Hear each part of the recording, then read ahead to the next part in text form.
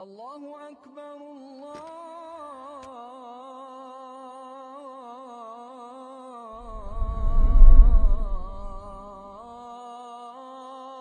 أكبر. بسم الله والحمد لله. إن الحمد لله نحمده ونستعينه ونستغفره ونعوذ بالله من شرور أنفسنا ومن سيئات أعمالنا. من يهديه الله فلا مضل له ومن يضلله فلا هادي له. وأشهد أن لا إله إلا الله وحده لا شريك له. وأشهد أن محمدًا عبده ورسوله صلى الله عليه وعلى آله وأصحابه. يا أيها الذين آمنوا اتقوا الله حق تقاته ولا تموتن إلا وأنتم مسلمون. يا أيها الناس اتقوا ربكم الذي خلقكم من نفس واحدة وخلق منها زوجها وبث منهما رجالا كثيرا ونساء واتقوا الله الذي تساءلون به والأرحام إن الله كان عليكم رقيبا. يا أيها الذين آمنوا اتقوا الله وقولوا قولا سديدا يصلح لكم أعمالكم ويغفر لكم ذنوبكم ومن يطع الله ورسوله فقد فاز فوزا عظيما. أما بعد. Barcha maqtavlarыбыз, hamd сана, галәмнәрне юктан бар кылып, җин һәм кешеләрне аңа гыйбадәт кылу өчен бу дөньяга китерүче Аллаһ субханаһу ва таалагә генә булса иде. Шәһадәт китерәм Аллаһ субханаһу ва тааладан башка гыйбадәткә лаеклы хак илаһ юк һәм Мухаммад ибн Абдуллаһ аның соңгы илчесе һәм дә пәйгамбәре саллаллаһу алейхи ва саллям. Аллаһ субханаһу ва таала Адам балаларын бу сынау мәйданына китерде һәм үз рәхмәте белән аларны караңгылыкта үзләрен генә калдырмады. Бәлки үз рәхмәте һәм нигъмәте белән пәйгамбәрләрне җибәрде, аларны караңгылыктан нурга чыгарсыннар өчен, ислам диненең нурын аңлатсыннар өчен, туры юлга күндерсеннәр өчен. Әлхәмдүлилләһ, Аллаһ субханаһу ва тааля безләргә шушы күркәм көнгә кадәр яшәргә форсат бирде, мөмкинчелек бирде. Шушы көнне Аллаһ субханаһу ва тааля ризалыгы өчен курбаннарыбызны чалырга дип ниятләргә, курбан чалырга Аллаһ субханаһу ва тааля безгә форсат бирде. Һичшиксез, курбан чалу улуг гыйбадәтләрнең берсе. Ислам динендә булган бөек гыйбадәтләрнең берсе булып тора. Һәм нинди генә гыйбадәт булмасын, Адәм баласына ул ниндидер бер дәрес бирә. Ораза тоту сабырлыкка өйрәтсә, садака бирү юмарт булырга чакырса, курбан чалу да безгә исә динебезнең хакыйкатен, тормышыбызда куелган бер канунны аңлатып китә.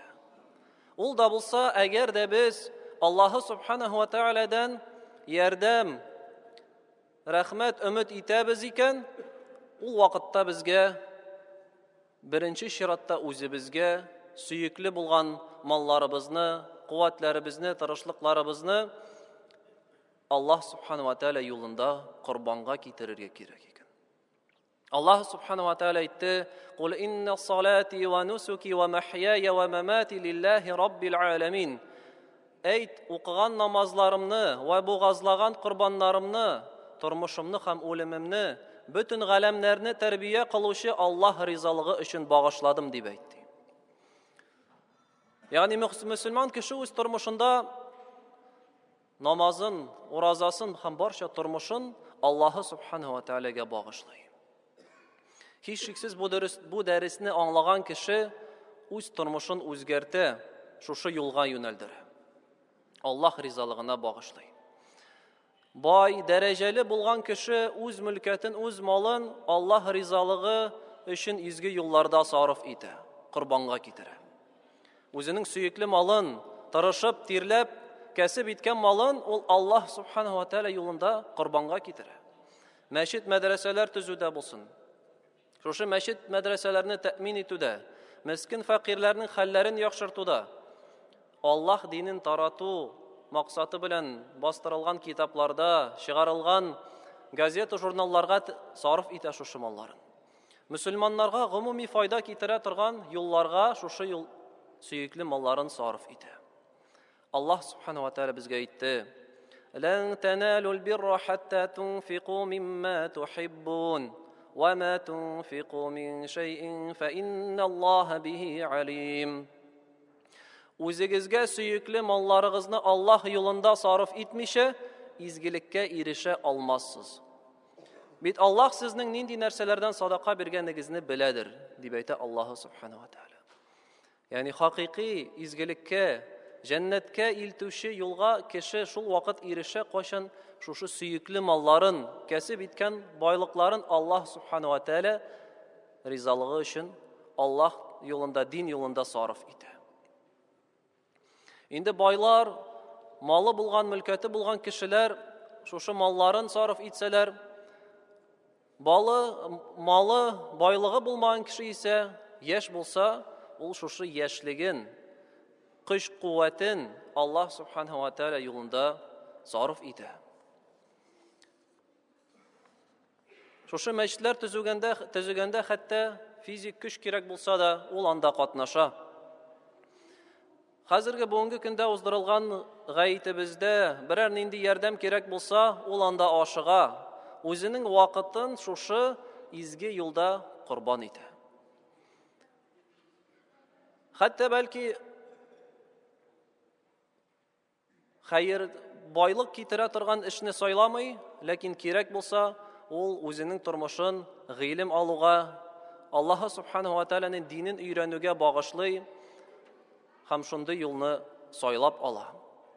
Рәхәт тормышны ял итүне кеше курбан чала, курбанга китерә Аллаһ субханаһу ва тааляның диненә, ислам диненә файда китерүгә китерә. Яшьләргә аеруча бер игътибар бирелә ислам динендә. Күп хадисләр яшьләрне гамәл кылуга чакыра. Шуларның бер хадисләрнең берсе Пәйгамбәрбез Мухаммад саллаллаһу алейхи ва саллям әйтә: "Кыямәт көне җиткәч, кыямәт көненә бер күләгә дә булмас, бары тик Аллаһ Тәгаләнең күләгәсе генә булыр. Һәм шушы күләгә булмаган көнне 7 төркем кешене Аллаһ субханаһу ва тааля үз күләгәсе астына алыр, һәм шуларның берсе Аллаһ субханаһу ва таалагә буйсынып үскән яшьтер" диде. Үз тормышын яшьтән үк Аллаһ субханаһу ва тааля ризалыгы өчен багышлаган. Аллаһ Тәгаләнең әмерләренә буйсынуда, тыйганнарыннан тыелуда, Аллаһ Тәгаләнең динен таратуда хезмәт күрсәтүгә багышлаган. Картлар да әлбәттә, инде яшьлеге үсә да, ул инде минем вакытым үтте, инде ял итәргә мөмкин дип утырмый, юк.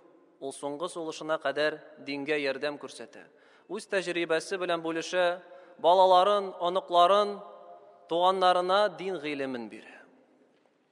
Ягъни җәмәгать, безнең динебез кагыйдәсе, кануны, әгәр дә без Аллаһ субханаһу ва таалагә нәрсәдер бирәбез икән, Аллаһ субханаһу ва тааля безгә кайтара. Ягъни иң элек без беренче адым ясарга тиешбез, Аллаһ субханаһу ва таалагә курбан чаларга тиешбез. Курбан китергә тиешбез.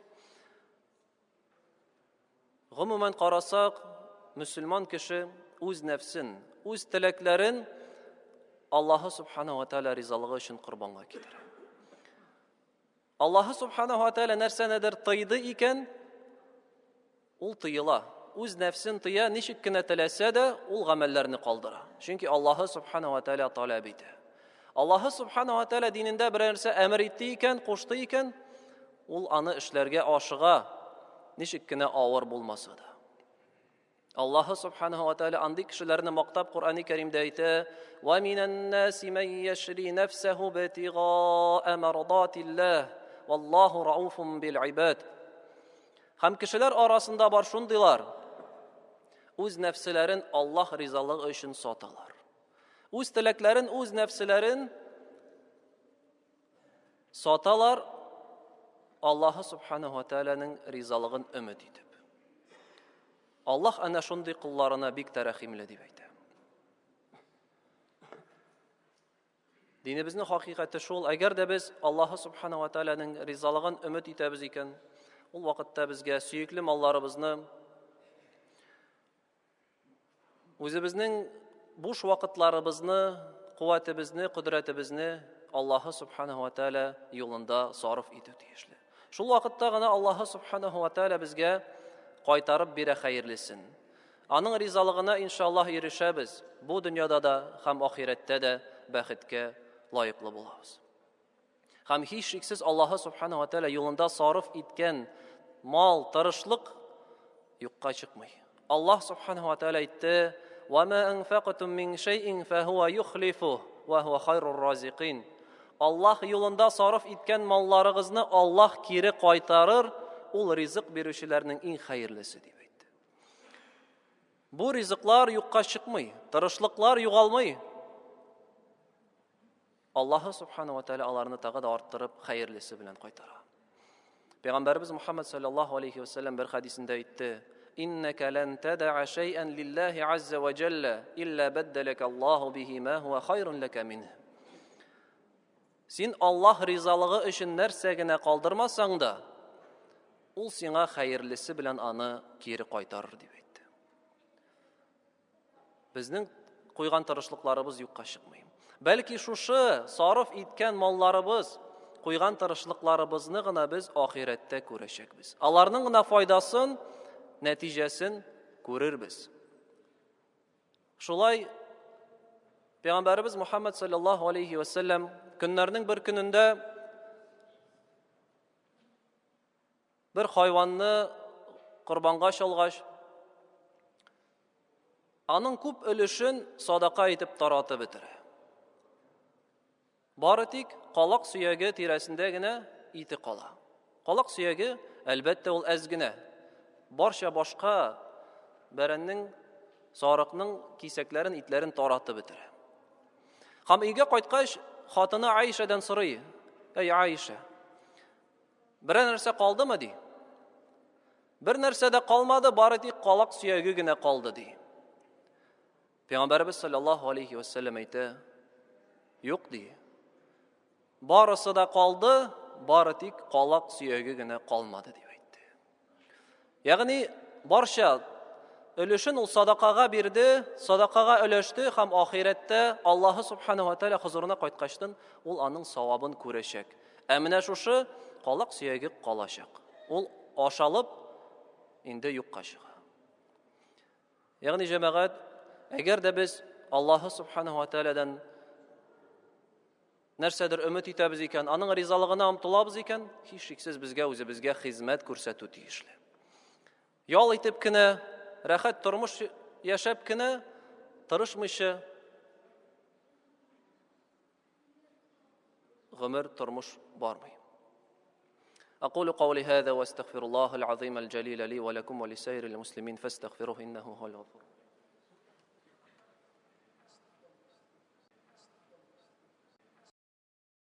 الله أكبر الله